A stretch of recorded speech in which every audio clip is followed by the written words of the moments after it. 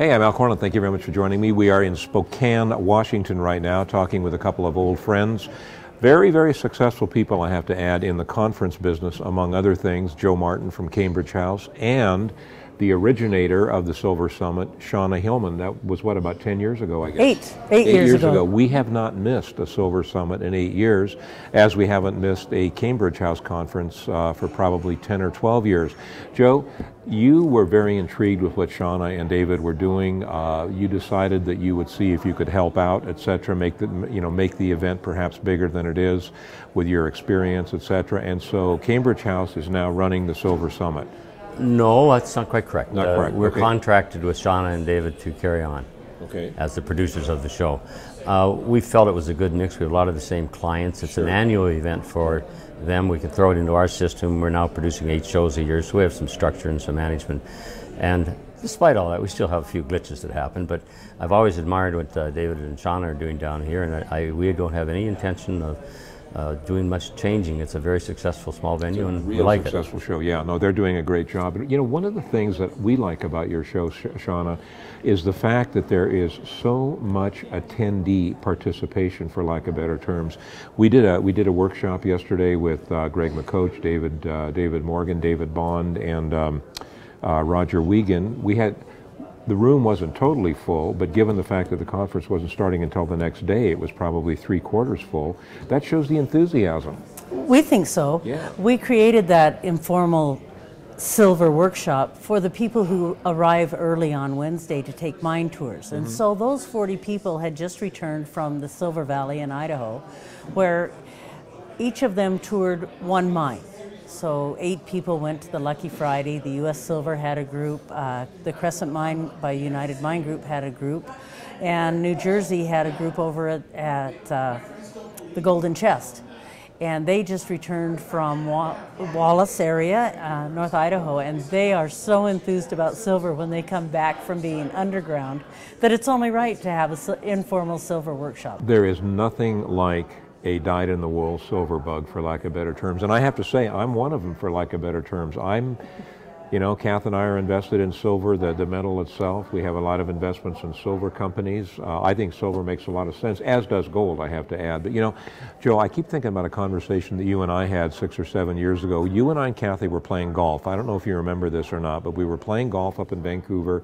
We got on about the 17th hole, and you and I were talking a bit about retirement. And at the time, I was probably 64, you were probably 65. And you said, "What are you going to do, Al? What do you think?" And I said, "Well, I'm not really sure," but I said, "How about you, Joe?" And you were talking about expanding or not expanding or whatever. And my comment to you was, you've made all the money in the world. Why would you want to keep working as hard as you're working right now? You become the biggest in the industry now. Oh, but I don't work that hard, Al. I got a good crew. And here we're contracted with the best you can do. They've originated the Silver Summit.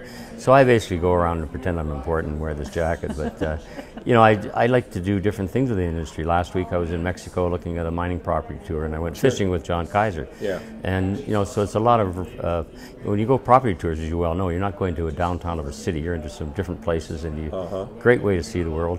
So I enjoy it, and I don't do any grunt work, as I call it, anymore. Well, it's nice to get to the point where you don't have to. Unfortunately, the 3 of us really don't have to do that anymore. Now it is really all about fun. But, the thing that makes it fun for me, and I guess I'd address this to both you guys, is the people in our industry are so damn interesting and colorful and bright. I mean, how could you be bored working in our industry? And they're not quiet. They're forceful. They're selling. They've got opinions, and they're a great bunch to work with. Oh, there's no question about it. Okay. Future plans. Now, the Silver Summit, by the time this is produced, the summit will be a thing of the past. I know you're doing another one in Phoenix in February, if I'm not mistaken. Next year back in Spokane? Of course. Okay. Yes, at the Davenport. Any plans for, this is a great venue, by the way, any plans for expansion? No. Nope, just keep it as it is. It will always be so romantic, only CEOs will come to our show. Only CEOs, okay. But Al, I must mention, this is the only conference that you can pay your admittance with 1 ounce of silver. That's true, and you get a discount if you do that. $35 or an ounce of silver. Fiat money or pure money. Yeah, no, it's a great venue. Let's talk about the future of Cambridge House. Now, the next show that's coming up will be Vancouver. No, you've got a show coming up in Montreal. Montreal, a couple weeks. Okay, a couple weeks in Montreal, and then the big one in Vancouver in January, followed by the Phoenix show, which will be a Silver Summit. And I believe we have Calgary, and Saskatoon, and I have to look them up now. And we're back for the second biggest show is back in Vancouver in June. Yeah, you and I both. Let me tell you, we got to look it up now. Anything else you want to say, Shauna? No, Aside from I don't like talking with old guys. Good, and unless you want to talk to us after the show and see what kind of mound of silver we end up with. You know what? I'd love to talk with you after the show, and of course I will. You know, I have to tell you guys out there, the best way to invest in a safe manner is to do your own investigative work. Do your own due diligence.